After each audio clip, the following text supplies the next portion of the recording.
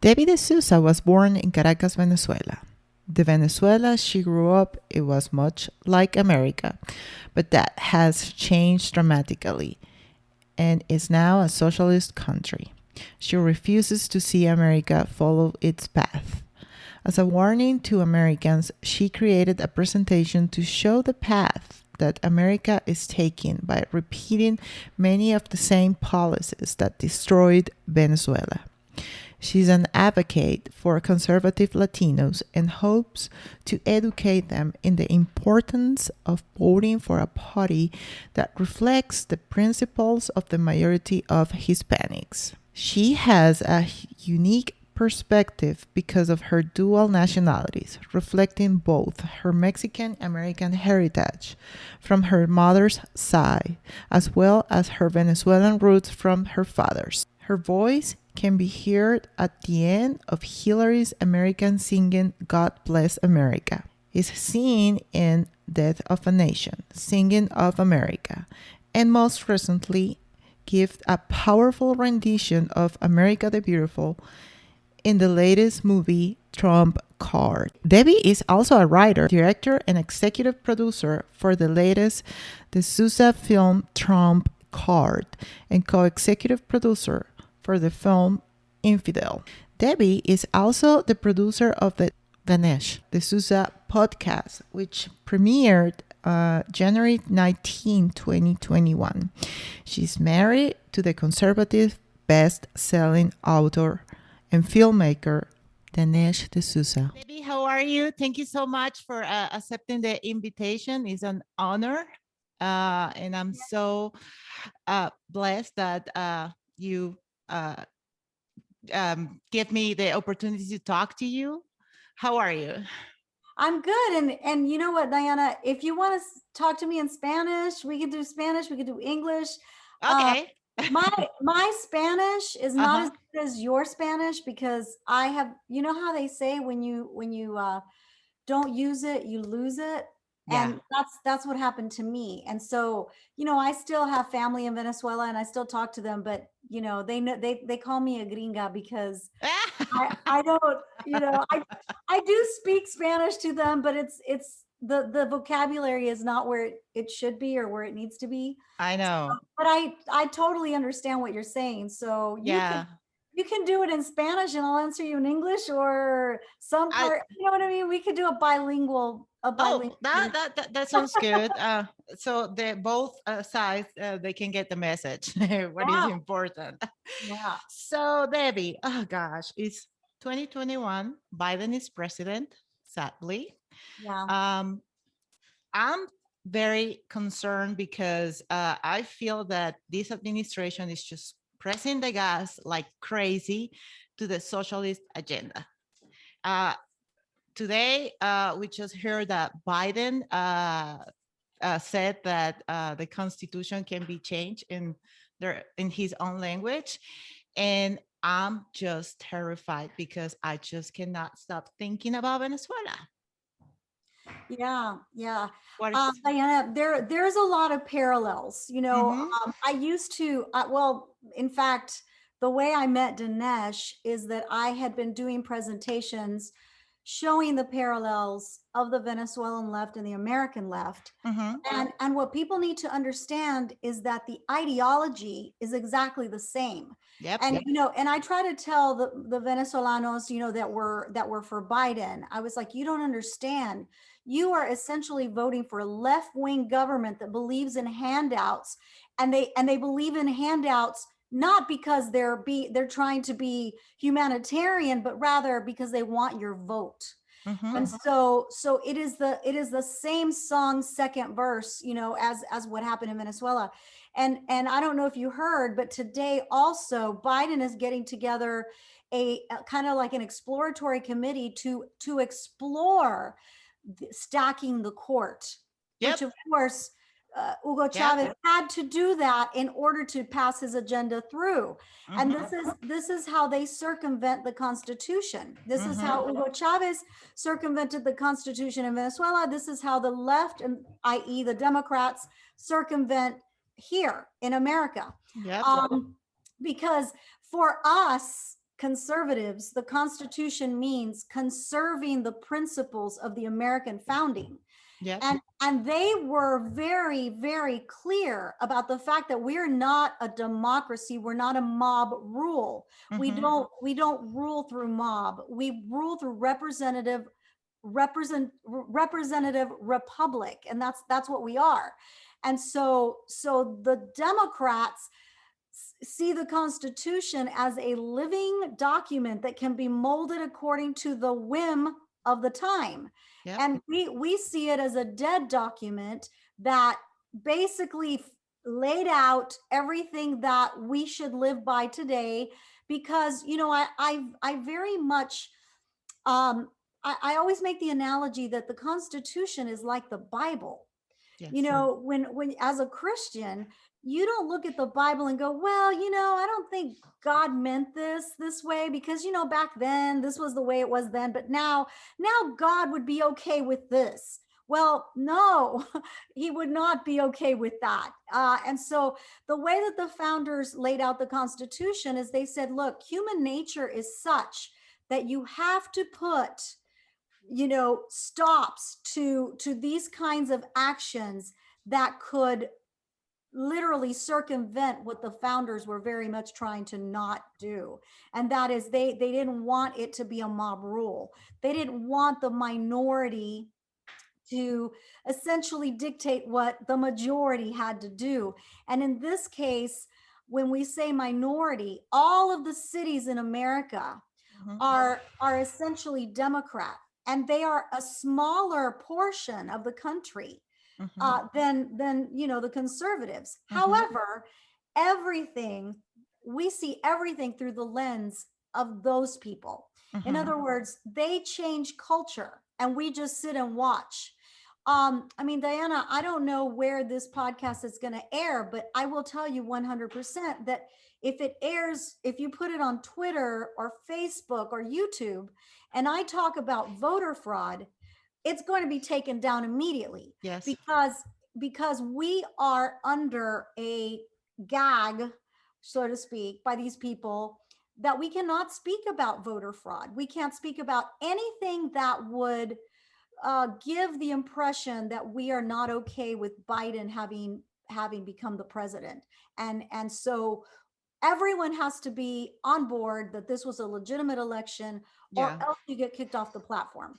And so I'm not saying that he was, I'm not saying that he wasn't, because as you know, if I give my true opinion, we won't be having this conversation. At least nobody will hear it, you know? And so I ask all of Venezuelan friends, if Donald Trump was the dictator that you said he was, why is it that he himself got kicked off of all these platforms and he himself could not win an election that had a lot of anomalies in it, you know? And so if he had been the dictator that you said, you know, it would have been him, right? We wouldn't be talking about all of these things that happened, like there was no signature verification, or dead people voted, or machines stopped in the middle of the night. We wouldn't be having this conversation, right? Yeah. So the fact that you know, they were blaming him for being a fascist, and it's so not true. Everything that they said about Donald Trump is in fact true with Biden. So, you know, he fooled a lot of people. And I remember, you know, doing these videos. I don't know if you remember when I put out this video saying, listen, all of the socialists say they're not socialists before they run for office. They basically deny it. They go on TV and they say, ha ha ha, I don't know what you're talking about. I'm not a socialist, right? And the minute they get elected, whether they get elected for real or not for real, the minute they're in office, all gloves come off, you know, here we go. Look at what I'm going to do, right? I don't have to pretend anymore. Exactly. Yeah. And that's what we're seeing. We said, listen, he's going to come after our guns. He's coming after our guns. He's going to stack the court. He wants to stack the court. I mean, I could go on and on. The border, he wants a porous border. It's falling apart right now. Why? Because he wants as many people to come into the country to vote for a party that allowed them to come in. And that's my next point, Debbie. And this is what really scares me about the young people in this country. Is obviously that we have a cultural war. Okay, they're transforming the country through culture, using pop culture, all these Marxist crap. In fact, I have to say that when I discovered Danish, I discovered by myself watching his documentary, America Imagine the World Without Her. And I was like, oh my God. And immediately a chip, flip on my head, like this country was founded by the concept of meritocracy, that you can reach your best potential. And I'm like, okay, so how these people can destroy that? Through culture. And how you can impose this culture? Well, through all these institutions that are being corrupt, like the Supreme Court, that sadly, I mean, I'm so disappointed because I thought that we have the three most conservative judges, and look what happens. And I'm like, Jesus Christ, where this country is going Yeah, yeah. is. Well, yeah. So really, to let me back up. So the way that culture Mhm, is, the way that all the young people are indoctrinated, right? mhm. It begins with entertainment, Yes. music, okay, Mhm, music, movies, mhm, TV shows, right? mhm. And don't forget the most important, education. Yes. So when they go to school and they open up a book, and in that book it says that the founders were racist, or the founders were slave owners and they loved slavery, and all those things that that some of these books actually have, right? Yeah. Not to mention the fact that some of the teachers are ideologues, and Mhm, they lean left. So along with the education, along with going home and then watching the Disney Channel mhm. or whatever they watch. It doesn't matter because they're all in cohorts with each other. It doesn't matter what it is. They all begin to all of a sudden have a sense of false culture. In other Yes. words, they begin to think that if they don't think a certain way, they must be racist, Mhm. right? So, with Hugo Chavez, he did the same thing in Venezuela. When I was growing up in Venezuela, I lived there till I was 10 years old. Mhm. I'm 55 now, so as you can see, I've been in America 45 years. But when I was in Venezuela, I don't remember any time ever talking about I'm white and you're black and you're this and you're that. I don't remember that at all, right? Yep. But I do remember when Hugo Chavez came in and toppled the And he Christopher said, Columbus statue, right? mhm. Because why? Because he wanted to evoke a sense of like hatred of the white man, and he wanted people to then look at each other in race, in a way that showed that they were racist or Mhm. whatever, and so he wanted to build that animosity between the people that wasn't there before, because he also built upon the rich poor one, right? So not only what was he trying to say that, okay, if you are rich, then that means that you don't care about the poor, right? Mhm. And that's when he started the campaign to build low income housing, and to Mhm. allow homeless people to go into your house if they wanted to, or go into a restaurant and eat the food off your plate. But Yeah. that is the same type of thing that is happening in San Francisco, okay, by the left, Mhm. by the way. Mhm. And so anyway, so all of that is what these kids see on TV. They see that, oh, you know what, America must be a bad place, because look what it's doing to this group of people. Look at George Floyd. Oh yeah, we need to, stand up for George Floyd because look what happened to him. Well, Mhm. nobody's standing up for Ashley Babbitt, who was shot in the neck by a police officer, right, at the Mhm. Capitol. Yeah. Nobody's doing that. But yet, what I'm saying is they use race in order to antagonize and agitate people. And Yes. so they're very good at that.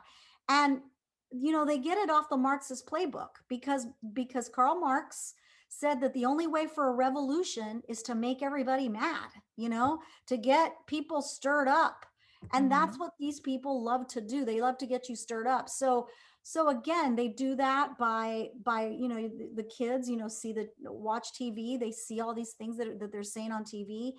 They go and they watch Jimmy Kimmel, and he's talking trash about Trump. So then Mhm. they think, oh, ha ha ha, Jimmy Kimmel thinks that Donald Trump is bad, so he must be bad, right? And so this is where all of this stirs up. And then you have the mainstream media, which actually is Mhm. not really mainstream, but they're, like all of the newspapers. Yeah. Now you have social media. So they all tout the same talking points. So what does a teenager do when he hears all of them saying the same exact thing that his favorite rapper is saying, or that the TV show that he loves to watch is saying? He thinks his mom and dad, if we're conservative, he thinks Mhm. we're crazy, right? He Yes. thinks, how could you be saying that when everybody else is saying this? This must be true. And that's how the left infiltrates the culture. And that is how kids are brainwashed into thinking that, what, I want free college, I want free this, I want free that. That's how they do that. Now the Supreme Court is a completely different animal, because these people that got on the Supreme Court, that were nominated by Trump and were Mhm. confirmed by the Senate, they are what you call constitutionalists. Mhm. So they believe that the Constitution is what they need to evoke, and only the Constitution. In other words, they're not activists like the, Mhm. the like the ones on, like Sotomayor and all the others that are on Mhm. the left. They're not activists, so they don't actually actively work to promote an agenda like they do, right? Mhm. But why everybody was mad is, why did they then not go our way? And the reason that happened is twofold. Well, number one is, I think they thought that by doing that, they were going to cause more of a problem society wise, than if they didn't. In other words, because the violent people are actually the ones on the left, not us. Yeah. So if they had gone in and overturned the election for whatever reason, say that they found too many anomalies and they said, you know what, let's stop the vote count, let's do this, we would have had riots unlike anything that we've ever seen. And you know what, that walkthrough on the Capitol doesn't count, because that wasn't a riot. I know. It That was wasn't. that was a joke. A joke. Exactly. Okay. So we would have seen, what we saw all summer long, with all the businesses being burnt and the cars being, That wasn't a riot, Debbie. That was just right, a peaceful peaceful protest. protest. Yeah. Right. Well, let me tell you, we would have seen a lot of peaceful Oh protests yeah. throughout the whole country if this election had gone the other way. We would have seen that. And I think that unfortunately the Supreme Court, maybe somebody got in there and said, hey, if you do that, this is what's going to happen, and they panicked. I don't know. I can't speak for them.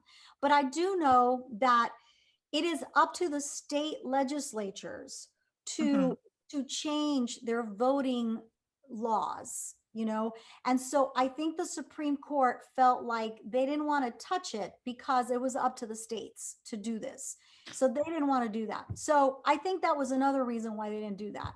um I don't understand it, because I think if they had done that, then they would have said, okay, there's something wrong here. Now go fix it. And the states would have then had to turn around and fixed it. I think they could have done that. So it is disappointing that they didn't do that. But that is that's why we have checks and balances. Now, as far as all these other things that Biden is proposing to do, like, for example, the gun control legislation that he's wanting to do, to do an executive order on, for example, people being able to buy AR-15s, Mm-hmm. having the capability of having an AR-15 made with no serial number, all those things. He's going to make it to where you can't do that. Um, that is probably going to go to the Supreme In Court at court. some point, because probably more than likely some state is going to sue on the fact that they're going to sue to the fact that obviously that he cannot circumvent the Second Amendment. And so more than likely, if he decides to do this, it's going to get challenged. So all of us that are very, very pro Second Amendment, Mm-hmm. we should not panic, because I do think that this is going to end up in the Supreme Court. And it's very clear the Second Amendment cannot be infringed. And Mm-hmm. we have the right to bear arms, period, end of story. So Mm-hmm. no matter what these Democrats do, they cannot take that away from us. We are law abiding citizens, Mm-hmm. and they cannot make it hard for law abiding citizens to be able to purchase a weapon, period, end of story.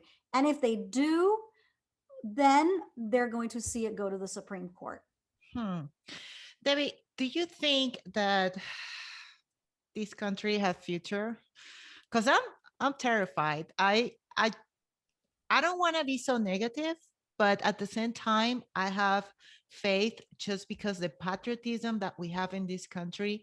And if I compare that with Venezuela, I believe that Venezuelan people have no identity. Okay. They focus their identity in things that were not real. But here we have a real thing. And every day I think like, oh my God, I came to this country, I came legally, I went through so much bureaucracy, and the fact that it's just falling apart, it hurts me so bad because I love this country. I mean, this is my country. And and I feel like, do we have hope? I mean, I do my part, you do your part. I try to talk with everyone about what happened in Venezuela and the greatness of this country, because I noticed that you keep repeating the situation of Venezuela and people are like, here we go again, you're saying crap and blah blah blah and all that. But then I'm like, no, you actually are in the best country in the world. And I don't know in what way should I explain to you that you are in the greatest country in the world, but sometimes I feel like I just pray to God. Like, I don't want to see this country fall apart. Yeah, well, unfortunately, the cancer that took away Venezuelan liberty and freedom Mm-hmm. is the same cancer that wants to take it away here. And there's no sugarcoating it, Diana. There really Yeah. isn't. It is very, very sad to see Mm-hmm. that the left has done this. The socialist left has done this to Yeah. this country, and what they did in Venezuela. And they're doing it the exact same way. It may be that this country is bigger, and so it's going to take a little bit longer, Mm-hmm.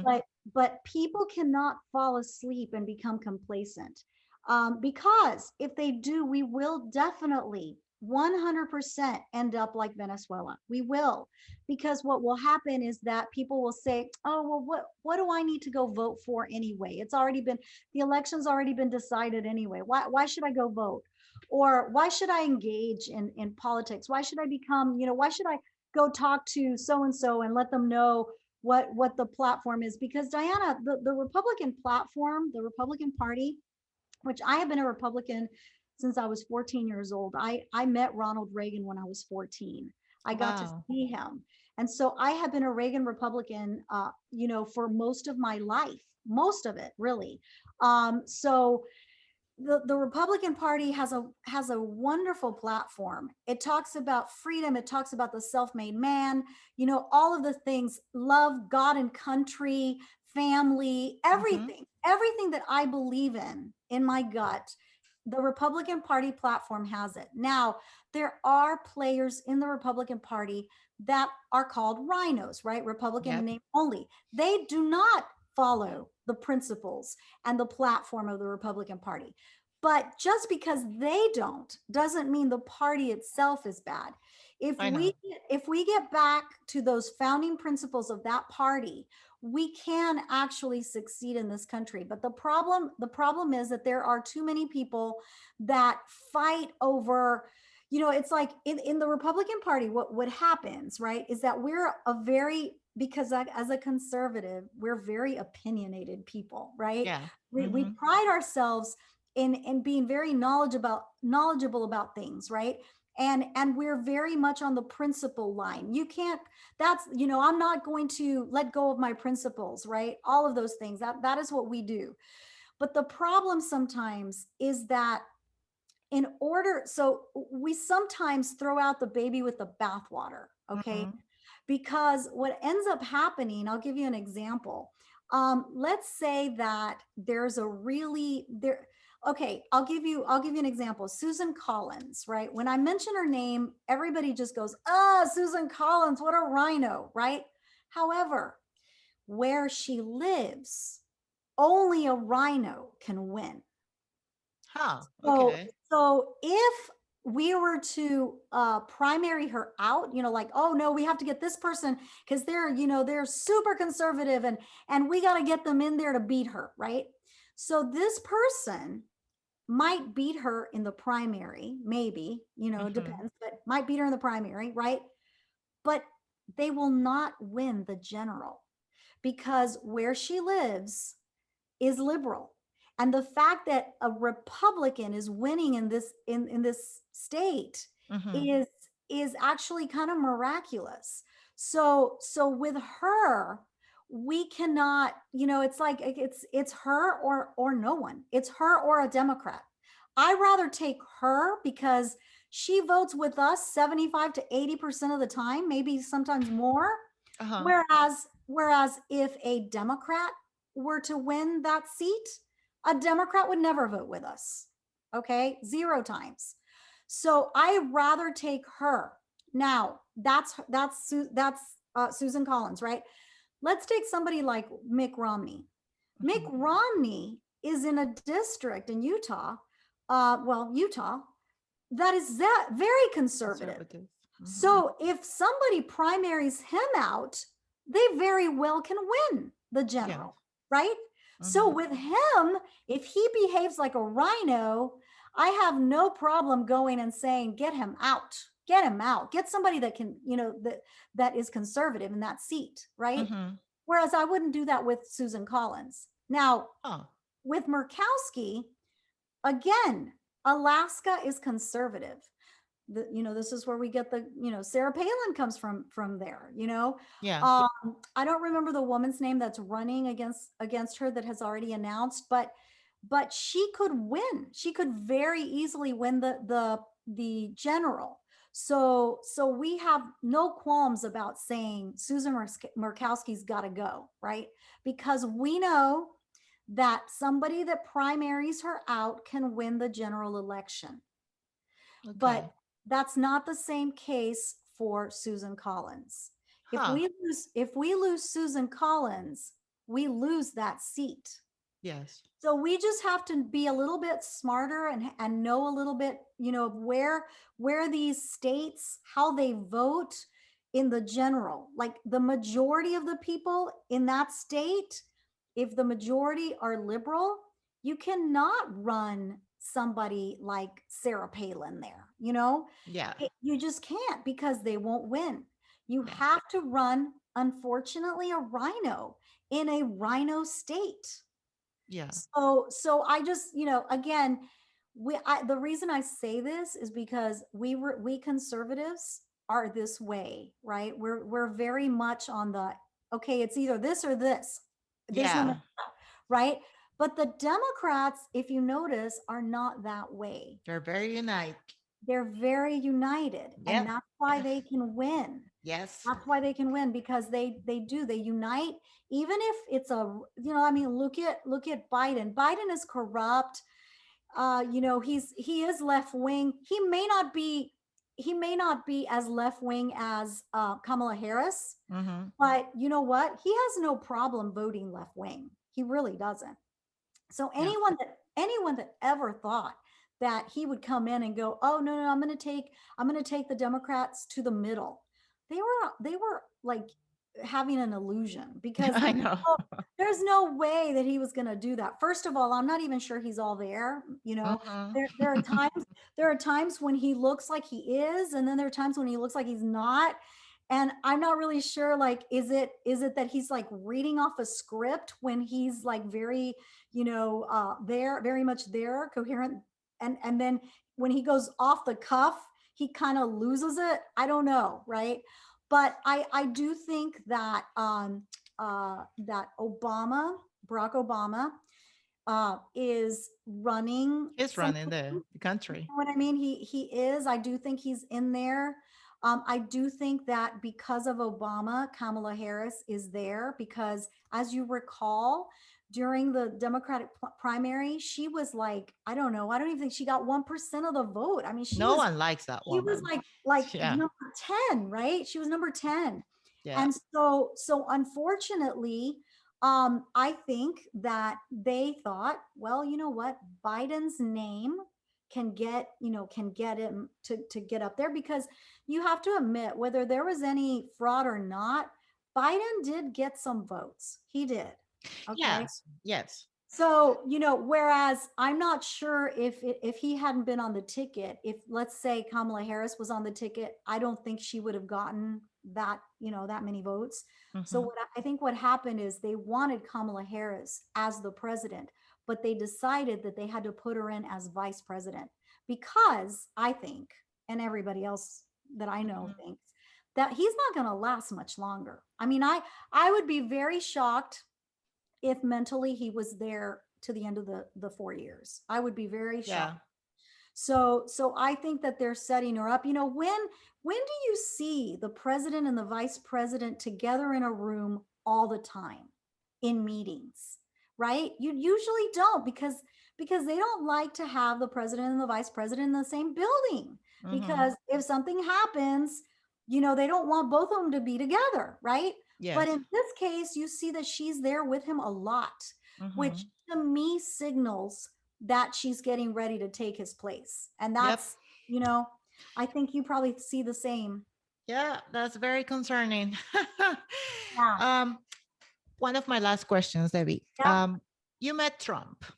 Yes. Um, do you think that Trump underestimate the left in this country, or he was very aware what the left is, but he kind of felt like, because I think when you are president, you kind of limit on the things that you can do, or maybe how to confront the less. While if you are not president, you can say whatever you want, but if you're president, oh, you shouldn't say that because that's not correct.